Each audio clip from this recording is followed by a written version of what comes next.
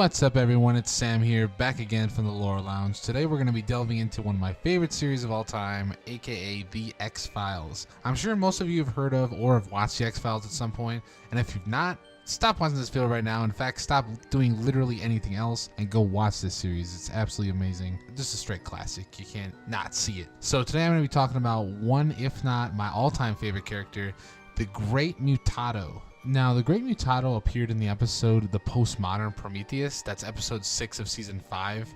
He was overall a genetic creation of a Dr. Francis Pavadori, and he was quote-unquote the monster from the eyes of some of the narrators and other characters, Izzy Berkowitz, Shania Berkowitz, and the townspeople of the town in Indiana. So, quick rundown of the episode here. Mulder and Scully begin investigating and receive a letter describing in great detail the key events involved with alien abduction. Now, the woman who wrote the letter, Shania Berkowitz, had actually been watching the Jerry Springer show when a mysterious entity entered her house, knocked her out, and then impregnated her. So, Mulder and Scully begin investigating, and through their description of the intruder, they found out it was not really so much of an alien as it was based on a comic book entitled The Great Mutato, written by Shania Berkowitz's son, Izzy Berkowitz.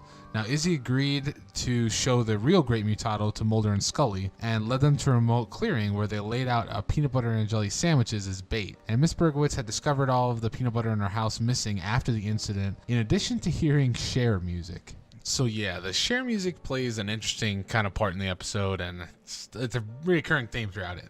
Anyway, so sure enough, the Great Mutato appeared to eat the sandwiches, but was scared away by the agents who attempted to pursue him into the woods. However, they encountered Old Man Palvadori, who told them there was quote-unquote no monster to be found, and Mulder and Scully left. So Izzy, meanwhile, recorded conversations between Mulder and Scully, and very soon the town believed that they would be on the Jerry Springer show, and Jerry Springer himself actually does make a cameo in the episode, which is pretty cool.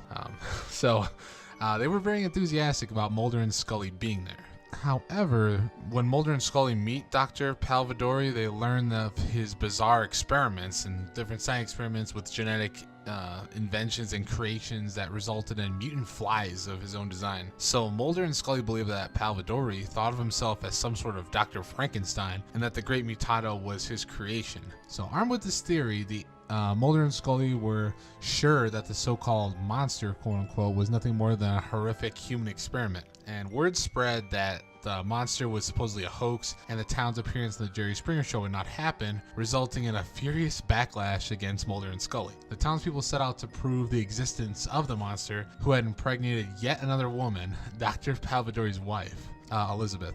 Outraged at the turn of events, Dr. Palvadori sought his father out and murdered him, actually, and as it turned out, the old man Palvadori, who had been giving shelter to the Great Mutato in his barn, protecting and taking care of him after his son created him. With that, Dr. Palvadori killing his own father, then the Great Mutato was so devastated by the whole events, he buried the guy in the barn. Mulder and Scully went to find old man Palvadori, but instead found a reporter and the Great Mutato himself hanging out with a reporter. They were just in time, though, as a mob of townsfolk with torches, pitchforks, and everything descended on Palvadori's home and burned the barn to the ground.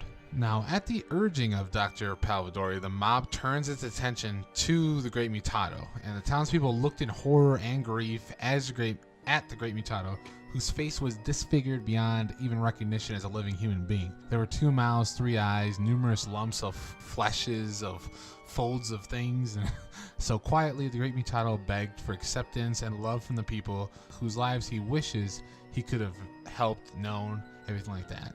He mentions his love of Cher. He actually had a shrine dedicated to her in his basement, and how she loved a disfigured boy in the film Mask, which was also like his favorite movie. He just watched the film Mask for some reason a lot. The townspeople were taken back by the Great Mutato, and they ended up just pitying him. Now, Izzy Berkowitz even declared there was no monster at all, despite the incensed ranting of Dr. Palvadori.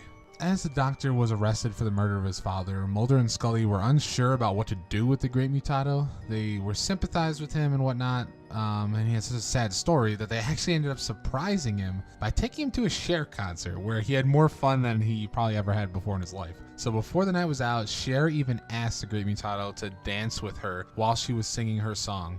So shocked by the offer, the Great Mutato held Cher's hand and walked onto this dance floor and just started dancing without saying a word. So yeah, overall, just an awesome episode.